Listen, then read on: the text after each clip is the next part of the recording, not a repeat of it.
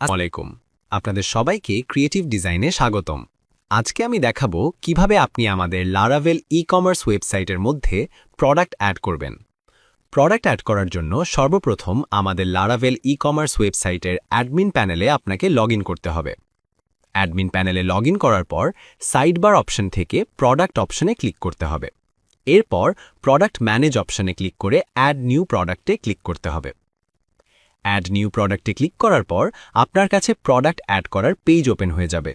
ওইখানে আপনি আপনার প্রোডাক্টের নাম, প্রোডাক্টের ক্যাটেগরি, প্রোডাক্টের সাব ক্যাটেগরি এবং প্রোডাক্টের চাইল্ড ক্যাটেগরি সিলেক্ট করে দিবেন। যদি আপনার প্রোডাক্টটি শুধুমাত্র একটা ক্যাটেগরির জন্য হয় তাহলে আপনি একটা ক্যাটেগরি সিলেক্ট করে দিবেন, বাকি ক্যাটেগরি অপশন সিলেক্ট করার কোনো প্রয়োজন নেই। এরপর ব্র্যান্ড অপশনটি সিলেক্ট করে দিবেন। আপনার প্রোডাক্টটি যেই ব্র্যান্ডের আওতায় থাকবে সেই ব্র্যান্ডটি আপনি সিলেক্ট করে দিবেন। যদি কোনো ব্র্যান্ডের আওতায় না থাকে তাহলে আপনার ব্র্যান্ড অপশনটি সিলেক্ট করার কোনো প্রয়োজন নেই। এরপর আপনাকে আপনার এই প্রোডাক্টটির পারচেস প্রাইস অ্যাড করতে হবে, অর্থাৎ আপনি এই প্রোডাক্টটি কত টাকা দিয়ে কিনেছেন সেই অ্যামাউন্টটি লিখে দিন। এরপর প্রোডাক্টের অল্ড প্রাইসটি আপনি দিয়ে দিবেন। এরপর আপনি প্রোডাক্টের নতুন দামটি অ্যাড করে দিবেন। এখন আপনাকে প্রোডাক্টের ইউনিট অ্যাড করতে হবে। আপনার প্রোডাক্টটি যদি কেজি আকারে সেল হয় তাহলে আপনি কেজি বা গ্রাম দিয়ে দিবেন, আর যদি আপনার প্রোডাক্টটি পিস আকারে সেল হয় তাহলে আপনি এখানে পিস লিখে দিবেন।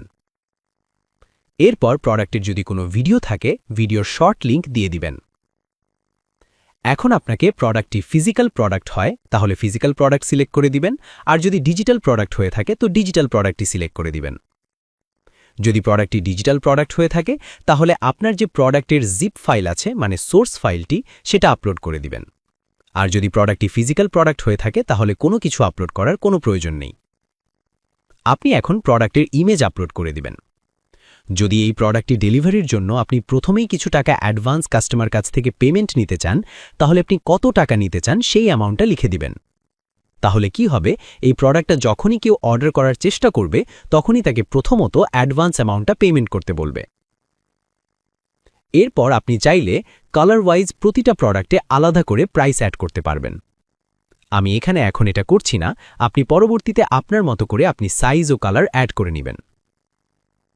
এরপর প্রোডাক্টের ডিসক্রিপশনে বক্সের মধ্যে আপনার প্রোডাক্টের সমস্ত ডিসক্রিপশন লিখে দিবেন এবং প্রোডাক্টের যদি কোনো স্পেশাল কোনো নোট থেকে থাকে তাহলে সেই নোটটা আপনি লিখে দিবেন। আপনি চাইলে আপনার প্রোডাক্টের জন্য সেপারেটভাবে এসইও করতে পারবেন। এই কাজটি যদি আপনি না করেন তাহলে এটা অটোমেটিকভাবে হয়ে যাবে। এরপর প্রোডাক্টের স্ট্যাটাসটি এনাবল করে দিবেন, হট ডিল এবং ফ্ল্যাশ ডিলটাও এনাবল করে প্রোডাক্টটি সাবমিট করে দিবেন। তাহলে আপনার প্রোডাক্টটি সাকসেসফুলভাবে অ্যাড হয়ে যাবে। ধন্যবাদ। আসসালামু আলাইকুম।